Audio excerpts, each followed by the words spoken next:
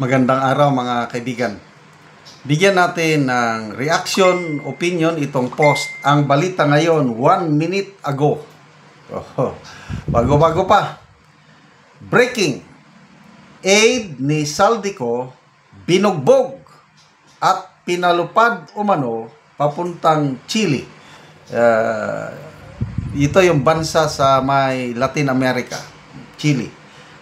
Ayon kay Mike Defensor. Sa isang programa sa Bilyonaryo News Channel, naglabas ng panibagong nakakabahalang aligasyon si dating Congressman Mike Defensor kaugnay ng umano'y pagtakip sa lumalalang kontrobersya sa flood control scandal. Ayon kay Defensor, si John Paul Estrada, ang aide ni Reside ako Bicol Representative Saldico at ang buntis na asawa nito ay binugbog. Aligasyon lang ito, binugbog. At sa pilitang pinalipad papuntang Chile, tama ba itong pronunciation ko? Hindi ako marunong sa pronunciation.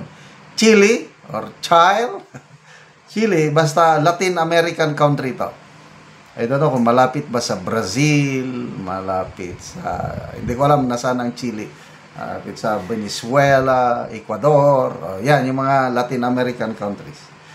Pinalipad papuntang Chile para mailayo at maiwasang makapagtistigo sa investigasyon. Ibinunyag din ni Defensor na mga tauhan umano ng NBI ang sangkot sa illegal na paghawak kina Estrada at sa umano'y pagproseso ng peking pasaporte upang palabasin sila ng bansa. Ayon sa kanya, ang mabilis na pagpapalipad kina Estrada at misis nito ay malinaw na hakbang upang pigilan silang tumistigo sa isyu ng flood control scandal at patuloy na lumalaki matapos ang sunod-sunod na pahayag ni Saldico.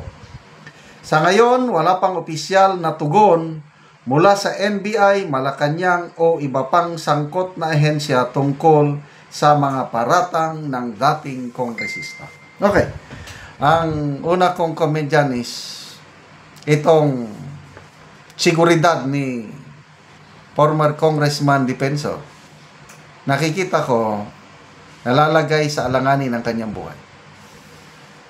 Kasi siya ang tulay kung bakit may lumantad na isang Orly Gutesa, ang dahilan si ex-Congressman Mike Defensor.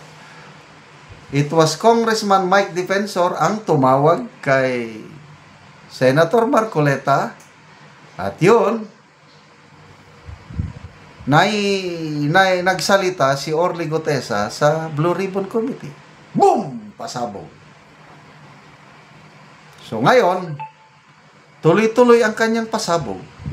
At kung ako ang nasa Marcos administration, talagang pag-iinitan ko itong si ex-Congressman Defensor. But siguro, kaya niya ito. Dating kongresista So, yun na. Ang isang pasabog ni ex-Congressman Defensor na nabasa ko kanina, na i-vlog ko na, yung di umano si retired Master Sergeant Orly Gutesa is illegally detained by his fellow soldiers, specifically the Marines. Anyway, aligasyon lang ito at wala pang pronouncement ang Marines. Ang alam kong post na nabasa ko noon, si Senator Lacson, kasi umiikot yung balita na under custody ng Philippine Marines si Gutesa. Lumabas na yung balita. Sabi naman ni Senator Lacson na nagsalita mismo ang commandant ng Philippine Marines na wala sa kanila si Master Sergeant Gutesa. That was before, nung hindi pa sumabog ang mga pasabog ni Saldico. Ngayon, lalong umiinit ang sitwasyon. Kasi nga, nung una, pinagdududahan yung mga sinasabi ni Gutesa, peke daw ang notary public. Ngayon, useless na yung notary public na yan dahil mismo si Saldico ang nagpatotoo. Sabi niya, totoo yung sinabi ni Gutesa na nagdi-deliver sila ng mali-malitang basura sa Forbes Park at saka Malacanang. Wala na. So, punta tayo dito kay John Mark. Pangalan? John Mark Estrada? John Paul Estrada. Binanggit ito ni Gutesa. Mayroon pang isa. Dalawa silang binanggit ni Gutesa dahil sila ang taga-receive ng pera. Maleta, basura.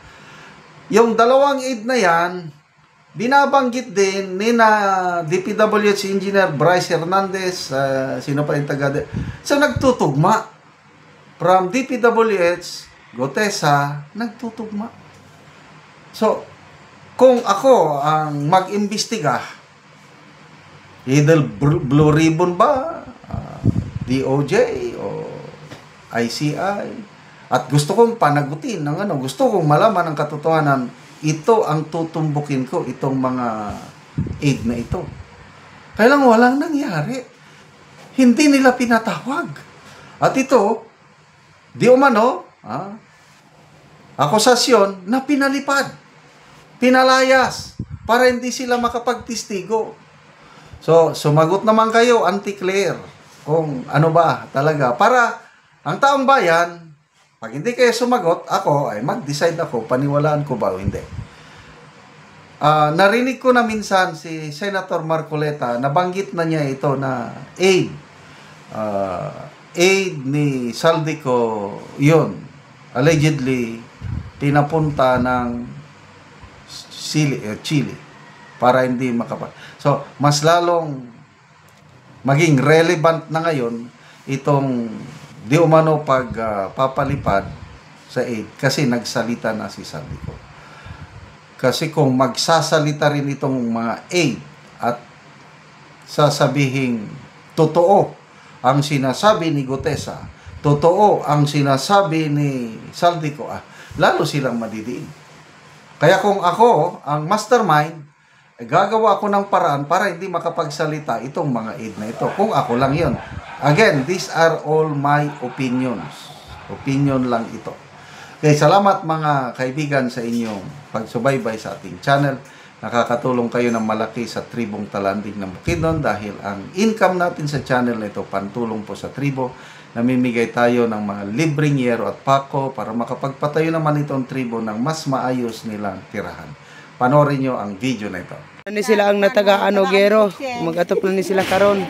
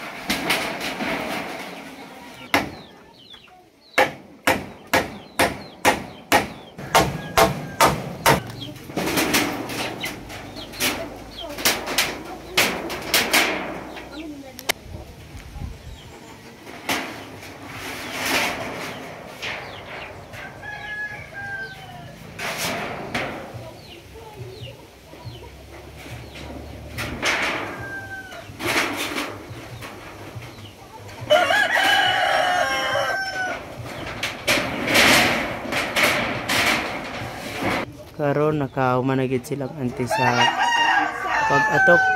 Sa Ginoo, salamat sa Ginoo nakahatagan mi og kin nga kabalay mi. Dili yan ulanan. Salamat sa naghahatag sa akin. Oo. Pila na dante mong edad ante? Juan Adman 51. 51. Pila dante mong anak? Siya walo. So tanan na nakapamilya or naapay gamay? Wa pa makpuminyo ang duha. Ay. So duha lang ang imong anak karon nga gabuyon. Tanan na nakapamilya ang upat. So salamat kayo ante. Salamat kayo. Ganun, Sen.